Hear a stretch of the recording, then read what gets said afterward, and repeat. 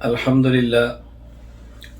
للہ وحدہ لا شریک لہ والصلاة والسلام علی من لا نبی بعدہ اما بعد فاعوذ باللہ من الشیطان الرجیم بسم اللہ الرحمن الرحیم والعصر ان الانسان لفی خسر الا الذین آمنوا وعملوا الصالحات وتواصوا بالحق وتواصوا بالصبر اللہم صلی علی محمد وعلی آل محمد کما صلیت علی ابراہیم وعلی آل ابراہیم انک حمید مجید اللہم بارک علی محمد وعلی آل محمد کما بارکت علی ابراہیم وعلی آل ابراہیم انک حمید مجید۔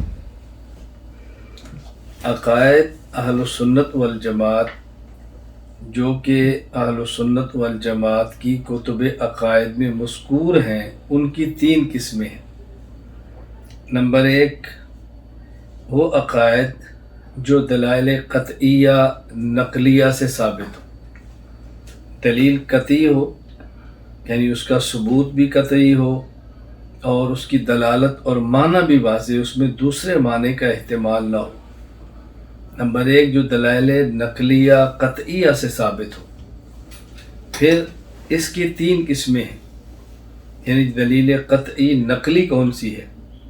ظاہر ہے جو عقیدہ دلیل قطعی نقلی سے ثابت ہوگا تو وہ عقیدہ بھی قطعی ہوگا۔ تو یہ دلائل جو قطعیہ نقلیہ ہیں، یہ دلائل کون سے ہیں؟ تو ان کی 3 اقسام ہیں۔ نمبر 1 یہ عقیدہ قرآن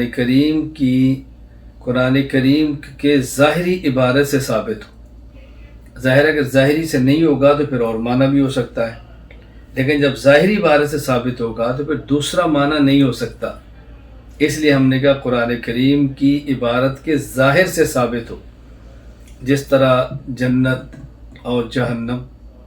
اب ان کا رسول اکرم صلی اللہ علیہ وسلم سے لے کر ہم تک ثبوت بھی قطعی ہے اور ان کا معنی بھی ایک ہی ہے، اس میں کسی اور معنی کا احتمال نہیں ہے اور بالکل واضح ہے معنی۔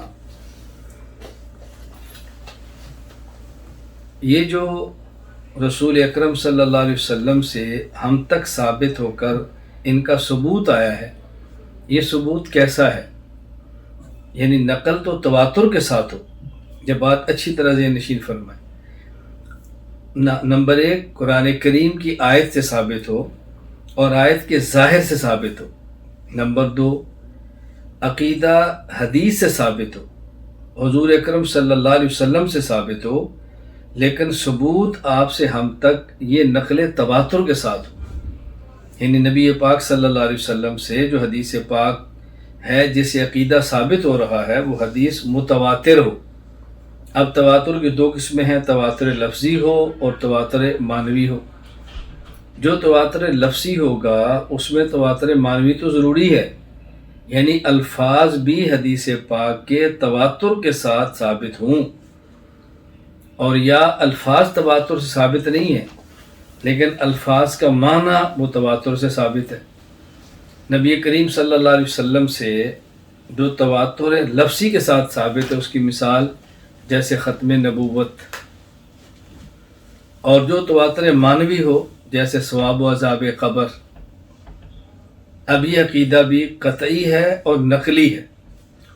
تواتر کا معنی یہ ہوتا ہے کہ رسول اکرم صلی اللہ علیہ وسلم سے لے کر ہم تک اس کا جو نقل ہونا ہے، اس کو نقل کرنے والے اتنے زیادہ لوگ ہوں کہ جن کا جھوٹ پر جمع ہونا ناممکن ہو۔ عقل اس بات کو ماننے کے لیے تیار ہی نہ ہو۔ کتنے لوگ جھوٹ بول سکتے ہیں؟ کتنے لوگ سے مراد کیا؟ یہ نہیں کہ کوئی لفنگے ہیں، کوئی برے ہیں، کوئی فساق ہیں، یعنی وہ لوگ جو صلحاء ہیں اور قابل اعتماد ہیں، سب یہی بات کہہ رہے ہیں، تو یہ ہے نقل تواتر۔ نمبر 3 ان کا ثبوت اجماع امت سے ہو، جس طرح حضرت ابو بکر صدیق رضی اللہ تعالیٰ عنہ کی خلافت صدیق اکبر۔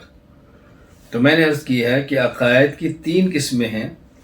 ان میں پہلی قسم وہ عقائد جو دلائل نقلیہ قطعیہ سے ثابت ہو۔ پھر اس کی 3 قسمیں ہیں۔ نمبر 1 ان کا ثبوت قرآن کریم کی ظاہری عبارت سے ہو، نمبر 2 رسول اکرم صلی اللہ علیہ وسلم سے بنقل تواتر ثابت ہوں، پھر اس کی 2 قسمیں تواتر لفظی ہو یا تواتر معنوی ہو، نمبر 3 اجماع امت سے ثابت ہو۔ تو یہ عقائد ایسے ہیں جو قطعی ہیں۔ نمبر 2 وہ عقائد جو دلائل عقلیہ سے ثابت ہو، اگرچہ ان کی تائید دلائل نقلیہ سے ہو، یعنی ان عقائد کی بنیاد عقل ہے، بنیاد نقل نہیں ہے، لیکن وہ عقائد قرآن کریم کے اندر بھی ہیں، وہ عقائد حدیث مبارکہ کے اندر بھی ہیں، لیکن بنیاد ان کی عقل ہے۔ جس طرح وجود باری تعالیٰ، اللہ تعالیٰ کی ذات کا وجود، اب دیکھو اللہ تعالیٰ کی ذات کا وجود یہ عقل سے ثابت ہے، یہ اچھی طرح بات سمجھ لیں۔ اب ایک شخص جو اللہ تعالیٰ کو نہیں مانتا، آپ اسے کہتے ہیں اللہ تعالیٰ کو مانو، وہ کہتے ہیں جی کیوں؟ آپ کہتے ہیں اس لیے کہ قرآن کریم کے اندر ہے۔ اب وہ بندہ کہے گا بھائی میں تو قرآن کریم کو نہیں مانتا، کیوں؟ قرآن کریم کیا ہے؟ آپ کہتے ہیں اللہ تعالیٰ کا کلام۔ وہ کہتا ہے میں اللہ تعالیٰ کو ہی نہیں مانتا تو اللہ تعالیٰ کا کلام کہاں سے مانوں گا؟ پہلے اللہ کا وجود منوائیں گے تو پھر اللہ تعالیٰ کے وجود کا کلام بھی منوائیں گے۔ یہ بات بڑی اہم ہے، اس کو اچھی طرح سمجھیں۔ اس لیے ہم کہتے ہیں توحید یہ عقلی عقیدہ ہے، تائید اس کی نقل سے بھی ہے۔ اس کو مزید سمجھیں۔ اگر کوئی شخص فطرت وحی کے زمانہ میں ہو، حضرت عیسیٰ علیہ السلام سے لے کے رسول اکرم صلی اللہ علیہ وسلم تک، یہ جو درمیان کا زمانہ ہے فطرت وحی کا ہے، یعنی اس میں کوئی نبی نہیں کہ جس پر وحی آئے۔ اب اس عرصے میں جب نبی ہی نہیں ہے تو پھر توحید پر ایمان لانا کیوں ضروری تھا؟ وحی تو نہیں ہے لیکن عقل تو تھی نا، اس لیے توحید کی بنیاد عقل ہے۔ مزید میں اس کو کھولتا ہوں، اگر کسی شخص میں عقل نہ ہو اور اس کے پاس پیغمبر کی وحی پہنچ جائے تب بھی توحید پر ایمان لانا اس کے لیے فرض نہیں ہے۔ لیکن اگر کسی شخص کے پاس عقل ہو اور اس کے پاس پیغمبر کی وحی نہ پہنچے تب بھی اس پر توحید پر ایمان لانا فرض ہے۔ تو اس کا مطلب یہ کہ عقلی مسئلہ ہوا نا۔ میں اس لیے گزارش کر رہا تھا کہ اس کو اچھی طرح سمجھ لیں۔ ہم نے کہا دوسری قسم وہ عقائد جو دلائل عقلیہ سے ثابت ہوں، اگرچہ ان کی تائید دلیل نقلی سے بھی ہو، جیسے اللہ تعالیٰ کا وجود، اسی طرح جیسے نبوت۔ اب نبوت کا ثبوت عقلی ہے، تائید اس میں قرآن کریم بھی کرتا ہے۔ آپ کہیں گے جی وہ کیسے؟ اب دیکھیں جب رسول اکرم صلی اللہ علیہ وسلم اپنی قوم سے فرماتے ہیں کہ میں اللہ کا نبی ہوں، میں اللہ کا نبی ہوں، اب قوم کہتی ہے جی ہم نہیں مانتے، تو حضور فرماتا ہے مجھ پر وحی آتی ہے۔ کہتے ہیں ہم آپ کو نبی نہیں مان رہے تو آپ کی وحی کیسے مانیں گے؟ پھر پہلے نبوت مانیں گے تو پھر ان کی وحی بھی مانیں گے نا۔ جو آپ کو نبی ہی نہیں مانتا وہ آپ کو وحی کیسے مانے گا؟ تو نبوت تو آپ ثابت کریں گے عقل سے۔ رسول اکرم صلی اللہ علیہ وسلم نے جب اعلان نبوت فرمایا تو آپ نے اعلان نبوت پر دلیل کیا پیش کی؟ فرمایا لبثت فیکم عمرا، میں تمہارے اندر ایک عرصہ دراز تک رہا ہوں، 40 سال تک۔ هل وجدتمونی صادقا ام کاذبا، آپ لوگوں نے مجھے کیسا پایا ہے؟ کہا جربنا کا غیر مرہ، ہم نے بار بار آزمایا، کئی بار آزمایا، ما وجدنا فیک الا صدقا، ہم نے آپ کو ہمیشہ سچا پایا۔ آپ نے فرمایا قولوا لا الہ الا اللہ تفلحوا، کلمہ پڑھ لو کامیاب ہو جاؤ گے۔ اب رسول اکرم صلی اللہ علیہ وسلم عقلی دلیل پیش فرما رہے ہیں نا، جس شخص نے 40 سال تک کبھی جھوٹ نہیں بولا وہ آج جھوٹ کیوں بولے گا؟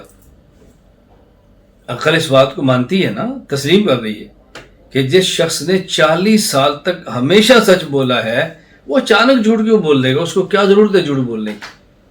تو نبی کریم صلی اللہ علیہ وسلم نے پہلے عقلی دلیل سے اپنا صادق ہونا ثابت کیا اور اس کے بعد فرمایا قولوا لا الہ الا اللہ تفلحوا۔ تو یہ جو نبوت کا ثبوت ہے یہ عقلی مسئلہ ہے۔ مثلا ہم سمجھاتے ہیں کہ دیکھیں پیغمبر کا کام کیا ہے؟ اللہ کے پیغام کو امت تک پہنچانا۔ نبی کی ضرورت کیوں آتی ہے؟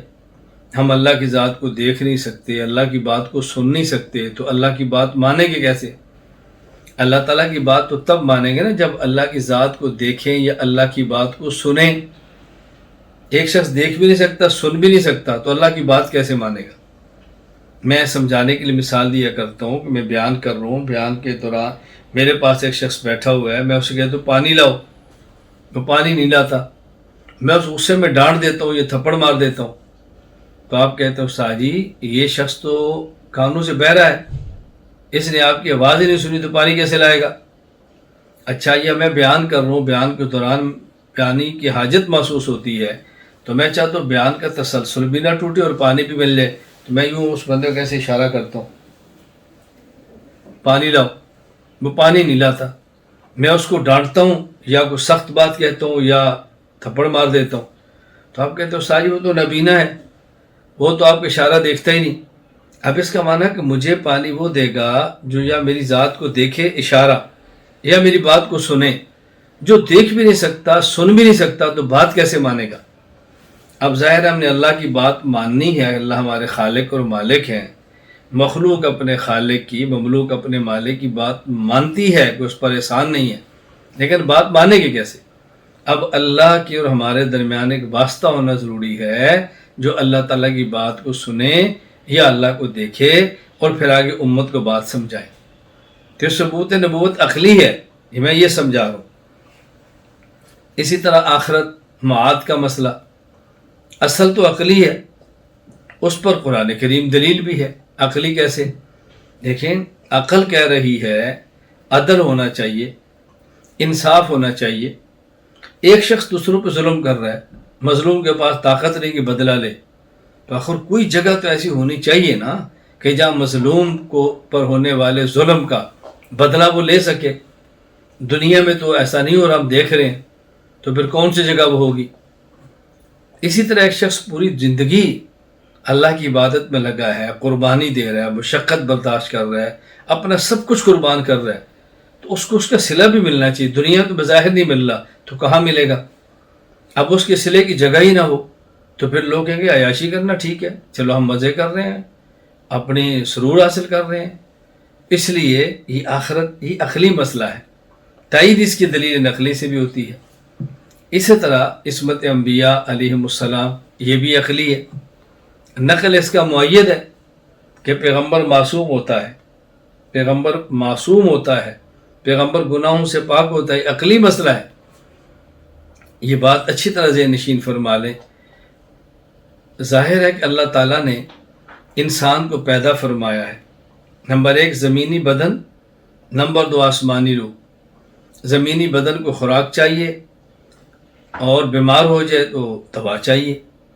اب بدن زمینی ہے تو اس کی غذا بھی زمین اور مٹی سے ہوگی، اگر یہ بیمار ہو جائے تو چونکہ زمینی ہے تو اس کی دوا بھی زمین سے ہوگی، اور روح جو آسمانی ہے، اب اگر روح کو خوراک چاہیے تو روح آسمانی ہے تو غذا بھی آسمان سے آئے گی، اگر روح بیمار ہو جائے تو اس کی دوا بھی آسمان سے آئے گی۔ تو جو شخص اس جسم کا علاج کرتا ہے اس کو ڈاکٹر اور طبیب کہتے ہیں، اور جو روح کا علاج کرتا ہے اس کو نبی اور رسول کہتے ہیں۔ جو شخص جس مرض کا معالج ہو، طبیب ہو، اس کا اس مرض میں مبتلا ہونا عیب ہے، تو خود پیغمبر جو روحانی امراض کے معالج ہیں وہ خود روحانی مرض گناہ کے اندر مبتلا ہو جائیں، یہ پیغمبر کا عیب ہوگا، تو علاج کیسے کریں گے؟ لوگ ان سے علاج کیسے کروائیں گے؟ علاج تب کروائیں گے جب پیغمبر خود گناہ نہ کریں۔ یہ بات اچھی طرح ذہن نشین فرما لیں۔ اس لیے ہم نے کہا یہ عقلی مسئلہ ہے، اگرچہ دلائل نقلی اس کے مؤید اس کی تائید کرتے ہیں۔ تو نمبر 2 وہ عقائد جو دلائل عقلیہ سے ثابت ہوں اگر اور دلائل نقلیہ اس کے مؤید ہوں۔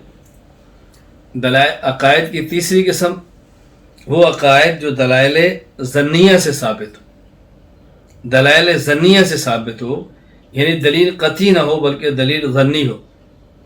ظنی کا معنی یا تو اس کا ثبوت قطعی نہیں ہے، خبر واحد ہے، یا ثبوت تو اس کا قطعی ہے لیکن اس کا معنی واضح نہیں ہے، کئی معنی کا احتمال ہے، دلالت میں قطعی نہیں ہے، تو اب اس سے بھی عقیدہ ثابت ہوگا، تو چونکہ نص ظنی ہے تو عقیدہ بھی ظنی ہوگا۔ یہ بات اچھی طرح ذہن نشین فرما لیں۔ اس لیے اور پھر یہ جو دلیل ظنی ہے اس کی دو قسمیں ہیں۔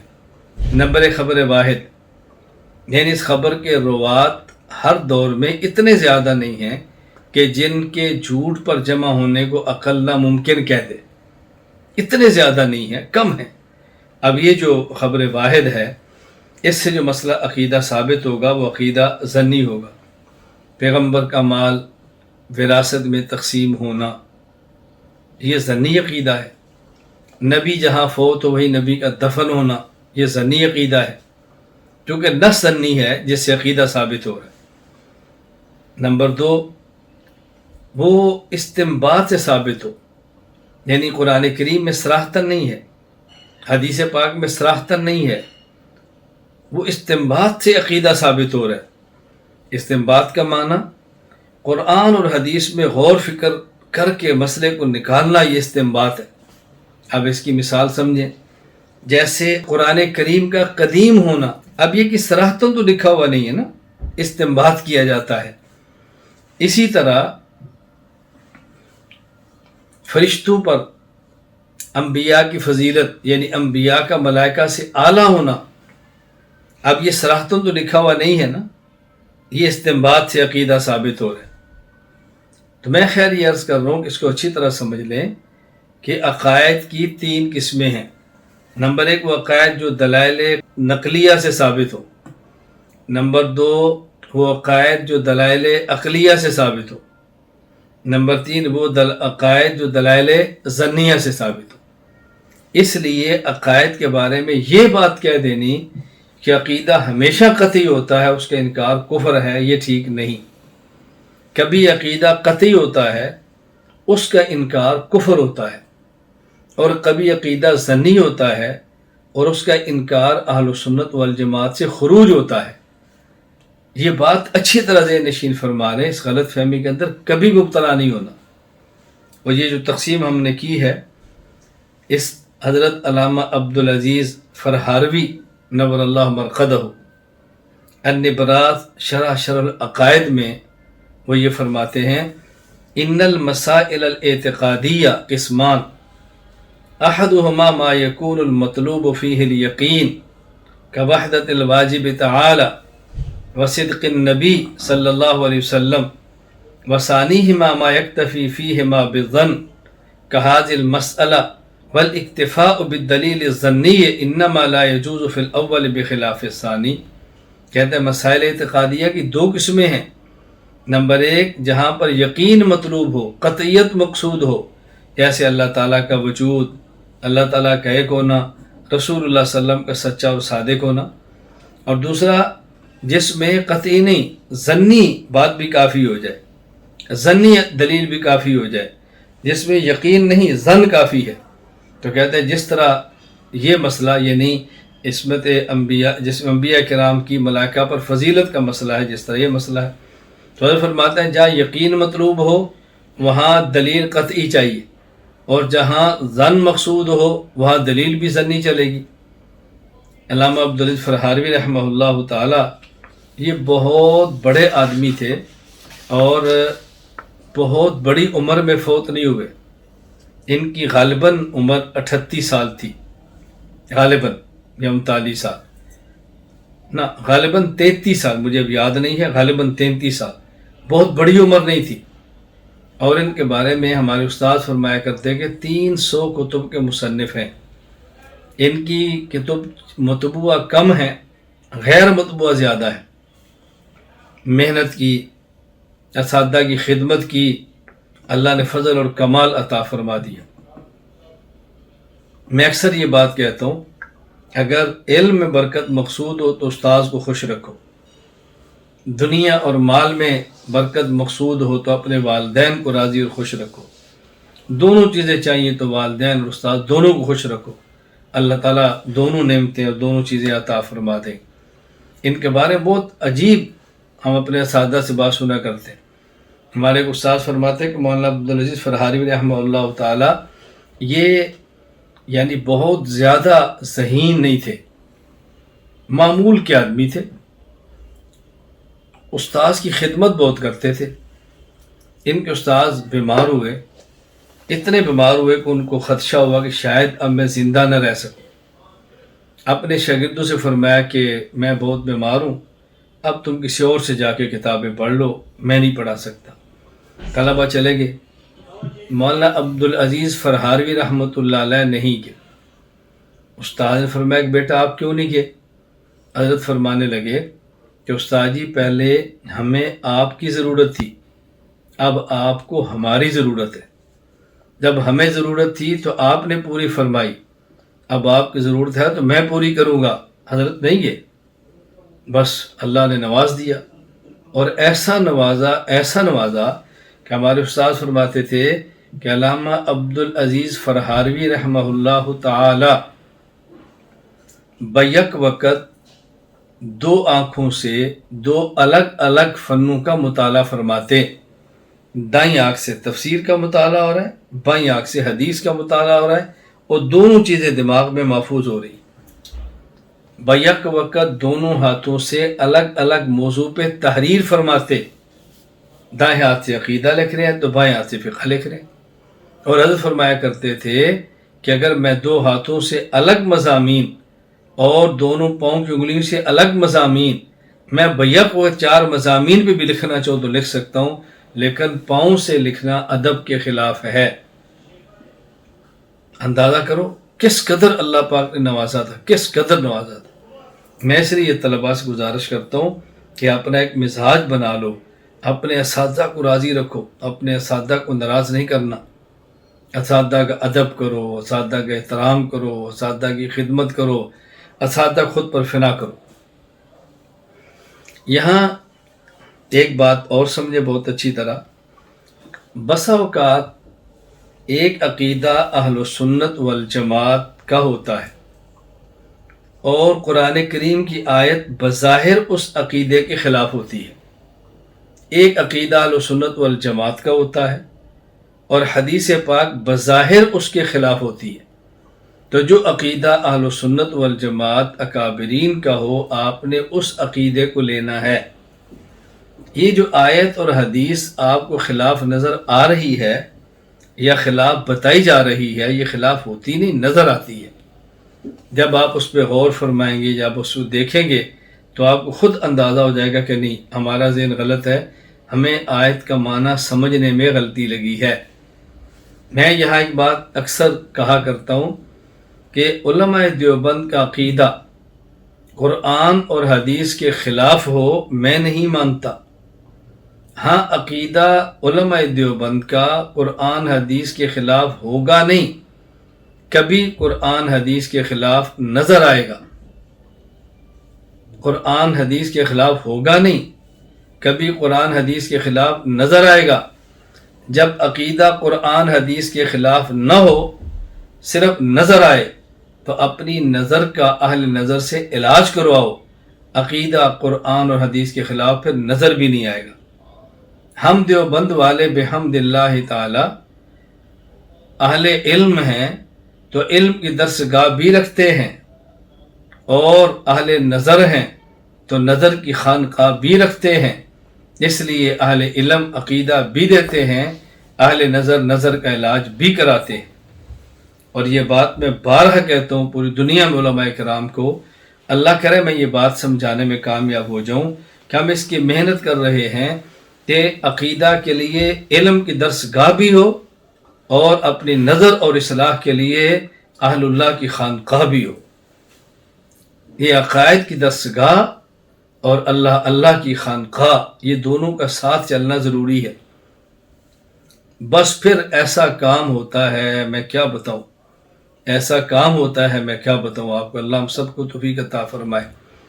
میں درمیان میں کبھی کوئی ایسی کارگزاری پیش کرتا ہوں جس کا مقصود صرف طلباء کو ترغیب دینا ہوتا ہے کہ ان کا مزاج بنے۔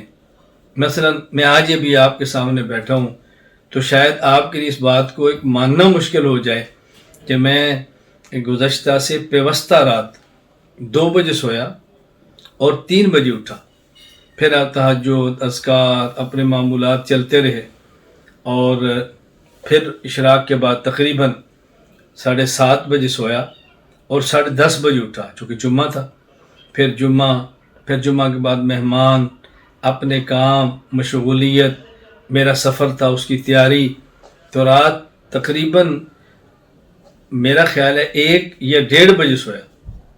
اب بتاؤ، پھر صبح اٹھنا، تہجد پڑھنے، ذکر باقاعدہ کرنا، تلاوت مکمل کرنا، پھر سورہ یاسین کو پڑھنا، پھر اپنے سبق کی تیاری کرنا، اور اس کے بعد میں نہیں سویا۔ پھر ایک چونکہ سفر تھا، اس سفر کے لیے اچھا خاصا سفر کرنا، 3.5 گھنٹے ایئرپورٹ پہ بیٹھنا، پھر 5 گھنٹے فلائٹ کا سفر ہونا، پھر 1 گھنٹے میں آگے گھر پہنچنا، پھر آگے 1 گھنٹے میں سبق کا انتظار کرنا، اور پھر تازہ دموں کے سبق پڑھانا، یہ بظاہر کتنا مشکل ہے، لیکن بحمد اللہ تعالیٰ دیکھو میں آپ کے سامنے بیٹھا ہوں، پڑھا رہا ہوں۔ اس لیے آج مولانا کلیم اللہ حنفی صاحب سے میں نے کہا کہ آپ سبق پہلے پڑھا لیں، لیکن میں نے سفر کے باوجود بحمد اللہ تعالیٰ معمول بھی پورے کیے ہیں اور سبق بھی آپ کے سامنے۔ اس طرح میں ترغیب کے لیے آپ کی خدمت میں عرض کرتا ہوں۔ ابھی چند دن قبل ہمارے تخصص میں، آن لائن تخصص میں، ایک شخص تو ان کا میسج آیا کہ آپ کا چشمہ لگا ہوا نہیں۔ میں نے کہا بحمد اللہ ابھی تک تو نہیں لگا، تو کیا آپ کیا استعمال کرتے ہیں؟ میں نے کہا میں تو کوئی ایسی خاص خوراک نہیں کھاتا۔ تو میں نے کہا وجہ ہے، صاف بات کرو، جو پوچھنی ہے میں کئی بار کہتا ہوں کہ بات صاف کیا کرو۔ انہوں نے کہا جی میں نے گھر والدہ ذکر کیا، تو چونکہ ان کا چشمہ ہے تو انہوں نے کہا، میں نے امی سے کہا، تو امی نے کہا پوچھو کہ آپ کا چشمہ ہے، تمہاری عمر کیا ہے؟ اگر آپ ان کی عمر دیکھو، ان کے اسفار دیکھو، ان کا مطالعہ دیکھو، آنکھوں روزانہ بینائی کا کام ہے، تو ان سے پوچھو۔ میں نے کہا میرے پاس تو نہ کوئی نسخہ ہے، نہ کوئی دوائی ہے، نہ کوئی ایسی خوراک ہے جو میں استعمال کرتا ہوں۔ میں اکثر کہا کرتا ہوں بس محنت کرو، اللہ کو راضی رکھو، گناہوں سے بچنے کی کوشش کرو، اللہ تعالیٰ نے جتنا کام لینا ہوگا اللہ اتنے اسباب بھی عطا فرما دیں گے۔ بس فرق کیا ہے، ہم پورے عالم کی فکر کر کے محنت کریں گے تو اللہ تھوڑا بھی کام لیں گے تو اجر پورا دے دیں گے۔ پورے عالم کی فکر ہو، پھر اس کے مطابق محنت ہو، اللہ اجر عطا فرما دیں گے، اور کام جتنا لینا ہوگا اس کے اسباب بھی عطا فرما دیں گے۔ تو اپنے اساتذہ کو راضی رکھو، اور میری بات اچھی طرح سمجھو۔ میں بات کیا سمجھا رہا ہوں؟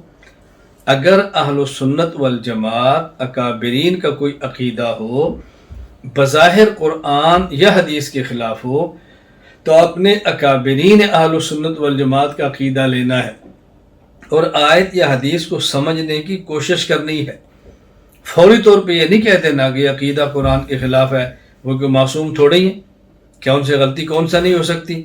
ان سے غلطی ہوئی ہے، ذرا تحمل سے، بردباری سے چلیں، اتنی جلد بازی نہ کریں، پھر آپ دیکھنا کہ آپ کے اوپر عقیدہ کیسے کھلتا ہے، پھر دیکھنا عقیدہ آپ کے اوپر کیسے کھلتا ہے، یہ ذہن میں رکھیں،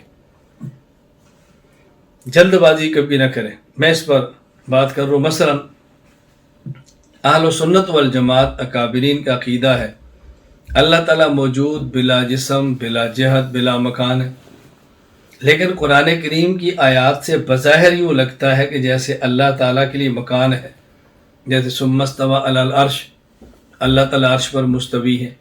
اب بے شک ثابت ہوتا ہے کہ عرش اللہ کے لیے مکان ہے، آپ مکان کی نفی کرتے ہو، قرآن مکان کو ثابت کر رہا ہے۔ ہم نے کہا نہیں، بات سمجھنے کی کوشش کریں۔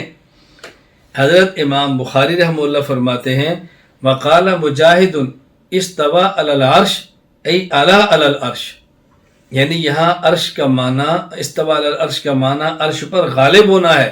صحیح بخاری کتاب التوحید باب وکان عرش علی الماء، تو یہاں عرش پر غالب ہونا مراد ہے، عرش پر بیٹھنا مراد نہیں ہے۔ تب دیکھو آپ نے اور سمجھا، جبکہ حقیقی معنی اس کا اور تھا۔ جلد بازی نہ کریں۔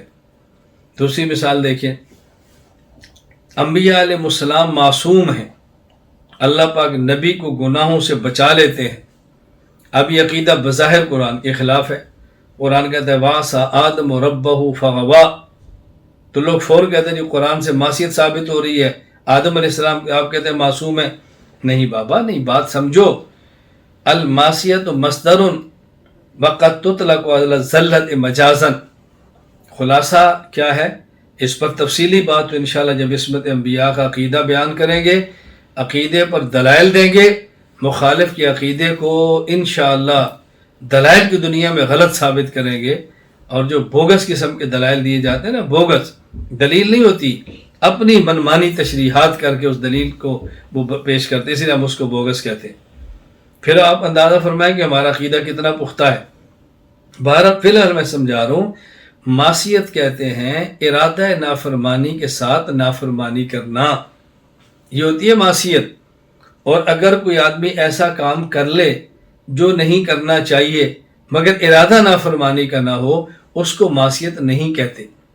اس لیے یہاں عصا کا معنی یہ نہیں ہے کہ آدم علیہ السلام نافرمانی کر دی ہے۔ باقی جب اپنا وقت آئے گا، عقیدے کو سمجھایا جائے گا، تو انشاءاللہ اس پر تفصیل سے دلائل دیں گے۔ اسی طرح عقیدہ ہے، انبیاء کرام علیہ السلام اپنی قبروں میں نمازیں پڑھتے ہیں۔ اب بظاہر یہ عقیدہ قرآن کے خلاف ہے۔ قرآن کریم وَاعْبُدْ رَبَّكَ حَتَّىٰ يَأْتِيَكَ الْيَقِينُ، قرآن کریم کی آیت کے خلاف ہے۔ قرآن کہہ رہا ہے تم عبادت کرو موت کے آنے تک، اور آپ کہہ رہے ہیں جی نبی عبادت کرتا ہے موت کے بعد قبر میں، یہ تو قرآن کے خلاف ہو گیا۔ نہیں، قرآن کے خلاف نہیں ہے۔ ایک ہے عبادت تکلیفی، ایک ہے عبادت تلذذی۔ عبادت تکلیفی کا معنی جس کے کرنے کا انسان کو حکم ہو، کرنے تو ثواب، نہ کرے تو عذاب ملے۔ ایک ہے عبادت تلذذی، جس کے کرنے کا حکم نہیں ہے کہ کرے تو ثواب، نہ کرے تو گناہ، کرے تو مزہ آتا ہے، نہ کرے تو مزہ نہیں آتا۔ میں مثال دے کر بات سمجھایا کرتا ہوں کہ جس طرح روزہ رکھیں، افطاری کے وقت کھائیں اور پئیں، سموسے کھائیں، پکوڑے کھائیں، چائے پئیں، کھجور کھائیں، پانی پئیں، آئس کریم کھائیں، آپ کی مرضی ہے۔ میں ابھی کوئی طب پہ روشنی نہیں ڈال رہا کہ افطاری میں کیا چیز مناسب ہے، کیا مناسب نہیں ہے، میں ویسے بتا رہا ہوں کہ ایسا نہ ہو کہ میرا اور آپ بیان سن لیں تو کہیں جی یہ ادھر تو رمضان بیان کیا تھا کہ افطاری سادہ ہونی چاہیے، ایک کھجور ہونی چاہیے، پانی ہونا چاہیے، فلاں غذا نہیں ہونا چاہیے، اور آج تو کتنی مثالیں دے دی ہیں۔ یہ میں سمجھانے کے لیے کہہ رہا ہوں کہ اگر کوئی انسان افطاری کے وقت یہ سب چیزیں کھائے تو افطاری کے وقت کھانا اور پینا ثواب ہے۔ رمضان میں غروب آفتاب ہو جائے، آپ پاس چیز موجود ہو اور آپ نہ کھائیں تو ثواب نہیں ہوگا، گناہ ہوگا کہ آپ کیوں نہیں کھا رہے، کھاؤ پیو۔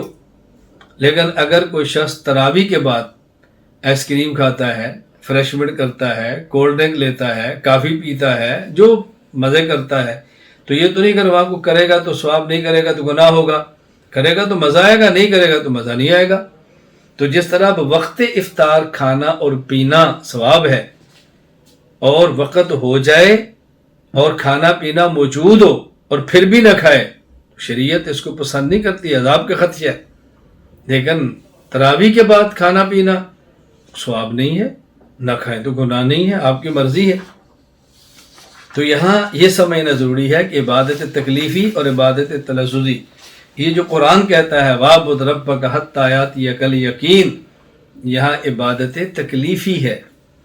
اور جو حدیث پاک میں الانبیاء احیاء فی قبور یصلون، وہاں قبر میں نماز پڑھنا عبادت تلذذی ہے۔ عمدۃ القاری شرح صحیح بخاری باب التلبیہ، حضرت علامہ بدر الدین محمود بن احمد العینی رحمہ اللہ تعالی، وفات 855 ہجری، وہ فرماتے ہیں فَإِنْ قُلْتَ مَدَّعِي إِلَىٰ عِبَادَتِهِمْ بَعْدَ الْمَوْتِ وَمَوْضِعُ الْعِبَادَةِ دَارُ الدُّنْيَا، بھئی عبادت کی جگہ تو دنیا ہے، موت کے بعد عبادت کی کیا ضرورت پیش آئی؟ قُلْتُ حُبِّبَتْ إِلَيْهِمُ الْعِبَادَةُ فَهُمْ مُتَعَبِّدُونَ بِمَا يَجِدُونَهُ مِنْ دَوَاءِ أَنفُسِهِمْ لَا بِمَا يُلْزَمُونَ بِهِ، میں کہتا ہوں ان کو عبادت میں مزہ آتا ہے کیونکہ ان کا دل کرتا ہے، اس لیے نہیں کہ ان کو حکم دیا گیا ہے۔ تو یہ قبر کی جو عبادت ہے عبادت تلذذی ہے، دنیا میں جو عبادت ہے عبادت تکلیفی ہے۔ اس لیے یوں نہ کہا کرو کہ یہ قرآن کے خلاف ہے، یہ حدیث کے خلاف ہے، اس کو اچھی طرح ذہن نشین فرما لیں۔ حکیم الامت مولانا اشرف علی تھانوی رحمہ اللہ یہ حدیث پاک نقل کرنے کے بعد فرماتے ہیں یہ تکلیفی نہیں بلکہ تلذذ کے لیے ہے، نشر الطیب فی ذکر النبی الحبیب صلی اللہ علیہ وسلم۔ خلاصہ کیا ہے؟ اگر کوئی عقیدہ بظاہر قرآن حدیث کے خلاف نظر آئے تو جلد بازی سے کام نہ لیں۔ ہمارے بچے دائیں بائیں سے بات سن کے متاثر ہو جاتے ہیں، عنوان کیا ہوتا ہے؟ یہ کوئی معصوم ہے، ان سے غلطی نہیں ہو سکتی۔ تو میں کہا کرتا ہوں نہیں، ان سے تو ہو سکتی ہے، تجھ سے نہیں ہو سکتی، ان سے ہو سکتی، آپ سے نہیں ہو سکتی۔ یہ جو اعتراض کرنے والا ہے یہ معصوم نہیں، یہ معصوم ہے، اور جس پر اعتراض ہے وہ معصوم نہیں۔ کیا ڈٹائی کے ساتھ بات کی جا رہی ہے۔ اللہ ہدایت عطا فرمائے، اللہ عقل عطا فرمائے۔ کیا یہ انسان نہیں ہے؟ کیا یہ معصوم نہیں ہے؟ کیا ان سے غلطی نہیں ہو سکتی؟ میں یہاں پہ ایک جملہ کہا کرتا ہوں، میں کہتا ہوں کہ دیکھو، جس شخص نے اکابر علماء دیوبند کو نہیں پڑھا یا پڑھا ہے اور نہیں سمجھا، وہ کہتا ہے یہ بھی انسان تھے، اور جس نے اکابر علماء دیوبند کو پڑھا ہے اور پھر اس کو سمجھا ہے وہ کہتا ہے یہی انسان تھے۔ یہ میرا جملہ دل کی تختیوں پہ نوٹ کرو۔ جس نے اکابر علماء دیوبند کو نہیں پڑھا یا پڑھا ہے نہیں سمجھا وہ کہتا ہے یہ بھی انسان تھے، اور جس نے اکابر علماء دیوبند کو پڑھا ہے اور سمجھا ہے وہ کہتا ہے یہی انسان تھے۔ بحمد اللہ تعالی میں نے اکابر علماء دیوبند کو پڑھا ہے اور بحمد اللہ تعالی اکابر علماء دیوبند کو سمجھا ہے۔ اس لیے مجھے جب کوئی شخص کہتا ہے نا کہ آپ اہل سنت والجماعت کے محقق ہیں تو مجھے ہنسی آتی ہے۔ میں کہتا ہوں اہل سنت والجماعت کا محقق نہ کہو، آپ کو جی آپ اہل سنت والجماعت کے ناقل ہیں۔ میں محقق نہیں ہوں، میں ناقل ہوں، اور میں آپ علماء خدمت میں گزارش کرتا ہوں محقق نہ بنو۔ جو تحقیقات ہمارے اکابر کر چکے ہیں ان تحقیقات کو آگے نقل کر دو، ان تحقیقات کو آگے نقل کر دو اور اس کی شرح کر دو، یعنی وہ تحقیقات اگلوں کو بتا دو اور اگلوں کو سمجھا دو۔ یہ بہت بڑا کام ہے، تحقیقات کی آپ کو ضرورت نہیں ہے۔ اللہ یہ بات ہمیں سمجھنے کی توفیق عطا فرمائے۔ اچھا، اسی طرح حضرت عمر بن عبدالعزیز رحمہ اللہ کو کسی نے خط لکھا اور عقیدہ تقدیر کے بارے میں سوال کیا اور قرآن کریم کچھ آیات بیان کی کہ ہمارے اکابر تو یہ عقیدہ رکھتے ہیں، جبکہ قرآن کریم سے عقیدے کی نفی ہو رہی ہے۔ قرآن کریم تو یوں کہہ رہا ہے کہ جو ہونا ہے وہ ہو کر ہی رہنا ہے، قرآن یوں کہتا ہے اور ہمارے اکابر یوں کہتے ہیں۔ حضرت نے بہت پیاری بات ارشاد فرمائی۔ حضرت رحمہ اللہ تعالیٰ نے اس کو لکھا، کتب تسأل عن الاقرار بالقدر فعل الخبیر باذن اللہ وقعت ما عالم ما احدث الناس من محدثۃ فلابتدوا من بدعۃ ہی ابین اثرا ولا اثبت امرا من الاقرار بالقدر۔ دیکھو، یہ جو لوگوں نے نئی خرافات اور بدعات گھڑی ہیں، ان میں سے بہت بڑی خرافات یہ ہیں جو ان لوگوں نے نئی باتیں شروع کر دی ہیں، اور تقدیر کے مسئلے پر ان لوگوں نے باتیں شروع کر دی ہیں۔ حالانکہ تقدیر کا مسئلہ تو بڑا قوی اور مضبوط تھا، اور دور جاہلیت میں جاہل لوگ بھی اس کو مانتے تھے اور اس کا تذکرہ کیا کرتے تھے۔ خیر، یہ بات آپ نے فرمائی جو بات میں سمجھانا چاہتا ہوں۔ آخر میں آپ نے جملہ فرمایا وَلَا إِن قُلْتُمْ لِمَا أَنزَلَ اللَّهُ آيَةَ كَذَا، آگے وَلِمَا قَالَ كَذَا لَقَدْ قَرَأُوا مِنْهُ مَا قَرَأْتُمْ وَعَلِمُوا مِنْ تَأْوِيلِ مَا جَهِلْتُمْ وَقَالُوا بَعْدَ ذَلِكَ كُلِّهِ بِكِتَابٍ وَقَدْرٍ وَكُتُبَتِ الشَّقَاوَةُ وَمَا يُقَدَّرُ يَكُنْ وَمَا شَاءَ اللَّهُ كَانَ وَمَا لَمْ يَشَاء لَمْ يَكُنْ وَلَا نَمْلِكُ لِأَنفُسِنَا ضَرًّا وَلَا نَفْعًا ثُمَّ رَغَبُوا بَعْدَ ذَلِكَ وَرَهَبُوا۔ انہوں نے کہا صحابہ کرام نے رسول اکرم صلی اللہ علیہ وسلم سے خود سنا تھا اور آپ نے ان کا معنی خود سمجھا تھا جو معنی تمہیں سمجھ نہیں آیا، اس لیے وہی عقیدہ اختیار کرو جو عقیدہ ان صحابہ کرام اور اکابرین کا ہے۔ اللہ کا عقیدہ اختیار نہ کرو۔ آیتیں وہی ہیں جو تم پڑھتے ہو، حدیثیں وہی ہیں جو تم پڑھتے ہو، لیکن انہوں نے آیات اور حدیث کو سمجھا تھا، تم سمجھے نہیں ہو۔ اسی طرح یہ بہت اہم عبارت، اس کو ذرا سمجھیں۔ عبارات اکابر آئیں گی، اس پر بھی اس کا جواب ہوگا، لیکن درمیان میں جو آتی جائے وہ سمجھتے جائیں۔ امام ابو الحسن عبید اللہ بن حسین الکرخی رحمہ اللہ تعالی وفات 340 ہجری، اصول کرخی میں لکھتے ہیں ان کل آیتہ تخالف قول اصحابنا فانها تحمل علی النسخ او علی الترجیح والاولی ان تحمل علی التاویل من جہت التوفیق۔ کوئی آیت جو ہمارے اصحاب یعنی فقہا مجتہدین کے مسئلہ کے خلاف ہو تو یا تو آیت منسوخ ہوگی یا وہ آیت مرجوح ہوگی، ناسخ آیت کوئی اور ہوگی اور راجع آیت کوئی اور ہوگی۔ حضرت فرماتے ہیں جب بھی آپ سمجھو کہ آیت ہمارے فقہا کے مسئلے کے خلاف ہے تو آیت منسوخ ہوگی، کوئی ناسخ اور ہوگی جس کا آپ کو نہیں پتہ، فقہا کو پتہ ہے۔ یہ مرجوح ہوگی، راجع کوئی اور آیت ہوگی جس کا آپ کو نہیں پتہ، فقہا کو پتہ ہے۔ بلکہ فرماتے ہیں بہتر یہ ہے کہ اس میں ان تحمل علی التاویل من جہت التوفیق، یعنی اس آیت کا ایک معنی اور ہے اور دوسری آیت ہے جس کا معنی اور ہے، تو دونوں آیتوں میں ان نے موافقت بیان فرمائی ہے جس کو آپ سمجھ نہیں سکے۔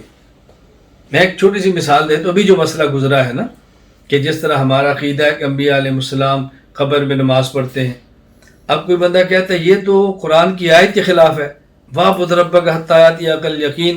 ہر فرماتے ہیں نہیں، الانبیاء احیاء فی قبورہم یصلون، یہ فی قبورہم یصلون کا معنی ہے کہ نماز پڑھتے ہیں عبادت تلذذی، اور قرآن میں وَاعْبُدْ رَبَّكَ حَتَّىٰ يَأْتِيَكَ الْيَقِينُ کہ تم دنیا میں نماز پڑھو عبادت تکلیفی، تو ان دونوں کے درمیان دیکھو موافقت ہے۔ تعویل ایسی کرو کہ اس میں موافقت ہو جائے، تعارض ختم ہو جائے۔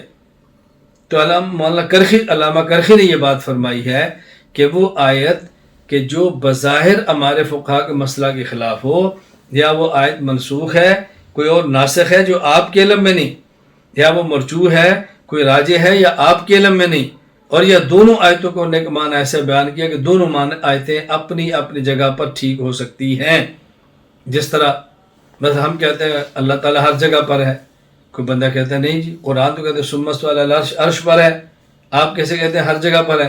لیکن بھی قرآن کریم کی دوسری آیت بھی ہے نا، فَإِنَّمَا تُوَلُّوا فَثَمَّ وَجْهُ اللَّهِ، قرآن کریم کی دوسری آیت بھی ہے نا، مَا يَكُونُ مِن نَجْوَىٰ ثَلَاثَةٍ إِلَّا وَرَابِعُهُمْ وَلَا خَمْسَةٍ إِلَّا وَسَادِسُهُمْ وَلَا أَدْنَىٰ مِن ذَلِكَ وَلَا أَكْثَرَ إِلَّا هُوَ مَعَهُمْ، یہ بھی آیت تو ہے۔ اب دونوں میں موافقت پیدا کرو، کیا معنی؟ عرش پر بھی ہے، فرش پر بھی ہے، تطبیق ہو گئی، الجھن ختم ہوگی، ایک سے یہ ثابت ہو گیا، ایک سے یہ ثابت ہو گیا، اور مکان کی نفی ہوگی، مخصوص کسی مکان پہ نہیں ہے۔ خیر، تو یہ ابوالحسن علامہ کرخی رحمہ اللہ کی عبارت کو سمجھے۔ اب دیکھو نا وہی بات فرما رہے جو میں سمجھا رہا ہوں کہ اگر کوئی نظریہ، کوئی عقیدہ بظاہر قرآن یا حدیث کے خلاف آئے، عقیدہ نظریہ نہ چھوڑیں، اس آیت کو سمجھنے کی کوشش، اس الجھن آئیے۔ اچھا، اسی طرح حجت الاسلام امام ابو حامد محمد بن محمد امام غزالی رحمہ اللہ تعالی، وفات سن 505 ہجری، علامہ غزالی رحمۃ اللہ علیہ المستصفیٰ للغزالی میں فرماتے ہیں فَيَنْظُرَ أَوَّلَ شَيْءٍ فِي الْإِجْمَاعِ فَإِنْ وَجَدَ فِي الْمَسْأَلَةِ إِجْمَاعًا تَرَكَ النَّظْرَ فِي الْكِتَابِ وَالسُّنَّةِ فَإِنَّهُمَا يَقْبَلَانِ النَّسْخَ وَالْإِجْمَاعُ لَا يَقْبَلُهُ۔ مجتہد کے سامنے کو مسئلہ ہے تو پہلے دیکھے اس مسئلے پر اجماع تو نہیں ہے، اگر اس پر اجماع ہو تو پھر قرآن اور سنت کو نہ دیکھے، چونکہ ان میں نسخ ہو سکتا ہے، اجماع منسوخ نہیں ہوتا۔ اگلی بات فرماتے ہیں فَالْإِجْمَاعُ عَلَى خِلَافِ مَا فِي الْكِتَابِ وَالسُّنَّةِ دَلِيلٌ قَاطِعٌ عَلَى النَّسْخِ إِذْ لَا تَجْتَمِعُ الْأُمَّةُ عَلَى الضَّلَالَةِ۔ فرماتے ہیں جو مسئلہ تمہیں نظر آ رہا ہے قرآن کریم میں اور اس کے خلاف اجماع ہے، تو اجماع کا اس کے خلاف ہونے اس بات کی دلیل ہے، قطعی دلیل ہے کہ وہ منسوخ ہے جو آپ کو نظر آ رہا ہے، وہ منسوخ ہے جو آپ کو نظر آ رہا ہے۔ دیکھو یہی بات امام غزالی بھی فرما رہے ہیں کہ اگر کسی مسئلے پر اکابر اہل سنت والجماعت کا اجماع ہو اور وہ مسئلہ بظاہر قرآن کے خلاف نظر آئے تو آپ سمجھ لو کہ وہ منسوخ ہے، لیکن آپ کو پتہ نہیں کہ اس کے نسخ میں دلیل کیا ہے۔ تو میں نے خیر آپ کی خدمت میں بات سمجھانے کی کوشش کی ہے کہ اس کو اچھی طرح سمجھیں، اس غلط فہمی کے اندر کبھی مبتلا نہیں ہونا کہ جی ہمارے کابر کے فلاں عقیدہ قرآن کے خلاف ہے، فلاں حدیث کے خلاف ہے۔ قرآن حدیث کے خلاف ہوتا نہیں، نظر آتا ہے، اور جب خلاف نہ ہو نظر آئے تو پھر اہل نظر سے نظر کا علاج کروائیں، انشاءاللہ خلاف نظر بھی نہیں آئے گا۔ یہ بات اچھی طرح ذہن نشین فرما لیں۔ اور عقیدے کے حوالے سے یہ بات بھی سمجھیں کہ اگر آیت کا کوئی ایک معنی ہو، کوئی معنی آپ اور سمجھ رہے ہیں، آپ سے مراد ہمارا مخاطب وہ اور سمجھ رہا ہے، ہمارے کعبے نے کوئی اور معنی کیا ہے، تو اپنے معنی پر ہٹ درمی اور ضد کی بنیاد پہ اہل سنت والجماعت سے ٹکرانے کی کوشش نہ کرے۔ ٹھیک ہے، اگر اس نے کوئی معنی سمجھا ہے، وہ اس کو حق پہ سمجھتا ہے تو اس کا مسئلہ ہے، اللہ جانے اور وہ جانے، لیکن اس بنیاد پہ اکابرین اور اہل سنت کے خلاف فتویٰ بازی ٹھیک نہیں ہے۔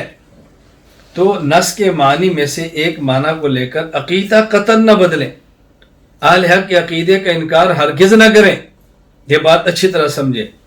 علامہ سعد الدین مسعود بن عمر بن عبداللہ تفتازانی رحمہ اللہ، وفات سن 792 ہجری، شرح العقائد النصفیہ میں تحریر فرماتے ہیں، والنصوص من الکتاب والسنت تحمل على ظواہرها ما لم يصرف عنها دلیل قطعی، کہ آیت کا وہی معنی لیں جو ظاہری ہے، وہ نہ لیں جو ظاہری نہیں ہے۔ ہاں اگر اس ظاہر کے خلاف پہ دلیل قطعی موجود ہو تو پھر ظاہری معنی چھوڑ دیں، جیسے کما فی الآیات التي تشر بظواہرها بالجہت والجسمیہ۔ اب دیکھو بعض آیات ایسی ہیں جن سے بظاہر اللہ تعالیٰ کے لیے جسم ثابت ہوتا ہے، ان الذین یبایعونک انما یبایعون اللہ ید اللہ فوق ایدیہم، بظاہر اللہ کے لیے ہاتھ ہے اور ظاہر ہاتھ جسم کا ہوتا ہے۔ وصنع الفلک بأعیننا، اور عین جسم کی ہے تو بظاہر جسم ثابت ہو رہا ہے، اب بظاہر سے جسم ثابت ہوتا ہے۔ بل رفعہ اللہ الیہ، اس سے بظاہر اللہ کے لیے جہت ثابت ہو رہی ہے، ان کا ظاہری معنی مراد نہیں ہے۔ تو حضرت فرماتے ہیں اگر آیات ہوں تو ان کا ظاہری معنی لیں، لیکن اگر ظاہری معنی کے خلاف دلیل قطعی آ جائے تو وہاں پر ظاہری معنی چھوڑ دیں، لیکن قطعی دلیل نہ ہو، اپنی تعویل کی وجہ ظاہری معنی چھوڑیں گے یہ گمراہی ہوگی۔ والعدول عنها ای ان الظواہر الی معانی یدعی اہل الباطن هم الملاحدہ، فرماتے ہیں ظاہری معنی چھوڑ کر وہ معنی لینا جو ملحدین اور باطنی لیتے ہیں۔ یہ باطنی ایک فرقہ ہے جو کہتے ہیں کہ ہمارے امام نے جو معنی لیا نا وہ باطن کو جانتا ہے، روحانیت کو جانتا ہے، اصل معنی تو وہ ہے، وہ ظاہری نہیں ہے۔ فرمایا جو باطنی کرتے ہیں، فرماتے ہیں وَقَصْتُمْ بِذَلِكَ نَفْيُ الشَّرِيعَةِ بِالْكُلِّيَّةِ الْحَادٌ ای میل وعدو اسلام، یہ تو اسلام سے بندے کو نکال دیتا ہے، یہ تو بندے کفر کے ساتھ ملا دیتا ہے، کیونکہ رسول اکرم صلی اللہ علیہ وسلم سے ایک چیز بداہتاً ثابت، اس کا آپ انکار کرتے ہیں، اس کی کوئی گنجائش نہیں۔ ہاں ہمارے اکابرین جو ظاہری معنی چھوڑ کر محققین بس اگر دوسرا معنی لیتے ہیں تو وہ اس طرح لیتے ہیں کہ دونوں کے درمیان تطبیق ممکن ہوتی ہے کہ یہ ظاہری معنی بھی ٹھیک ہے اور یہ معنی بھی ٹھیک ہے، دونوں کے درمیان تطبیق ہوتی ہے۔ مثلا قرآن کہتے ہیں فَفِرُّوا إِلَى اللَّهِ، اب اس کا ظاہری معنی کیا ہے؟ اللہ کی طرف دوڑو۔ اللہ کی طرف کیسے دوڑو گے؟ کوئی شخص کہتا ہے اللہ عرش پر ہے تو عرش کی طرف کیسے دوڑو گے؟ کوئی کہتا ہے اللہ ہر جگہ پر ہے تو اب ہر جگہ کی طرف کیسے دوڑو گے؟ اب اس کا معنی محققین نے کیا کیا؟ فرمایا ظاہری معنی نہیں ہے، اس کا معنی اپنی ذات کو خدا کی ذات پر فنا کر دو۔ اب ظاہر ہے اللہ کی ذات پہ فدا ہونا، اللہ کے حکم پر خود کو ختم کر دینا، اللہ تعالیٰ کی بات کو سر منہ مان لینا، تو اس میں تو حرج کی بات نہیں ہے نا۔ اس لیے فرماتے ہیں خلاصہ کیا ہے کہ ظاہری معنی ہی لینا چاہیے، بلا وجہ ظاہری معنی نہیں چھوڑنا چاہیے۔ ہاں اگر نص قطعی ظاہری معنی کے خلاف ہو تو پھر اس کو چھوڑ دیں، وگرنہ نہ چھوڑیں۔ اور محققین جب بھی ظاہری معنی چھوڑ کر دوسرا معنی لیتے ہیں تو دونوں معنی کے درمیان تطبیق اور مطابقت موجود ہوتی ہے، وگرنہ وہ بلا وجہ اس کو چھوڑتے نہیں ہیں۔ اللہ تعالیٰ ہمیں بات سمجھنے کی توفیق عطا فرمائے، اللہ تعالیٰ ہم سب سے راضی ہو جائے، اللہ تعالیٰ عقائد سمجھنے کی توفیق دے، پھر سمجھانے کی توفیق عطا فرمائے۔ وآخر دعوانا الحمدللہ رب العالمین۔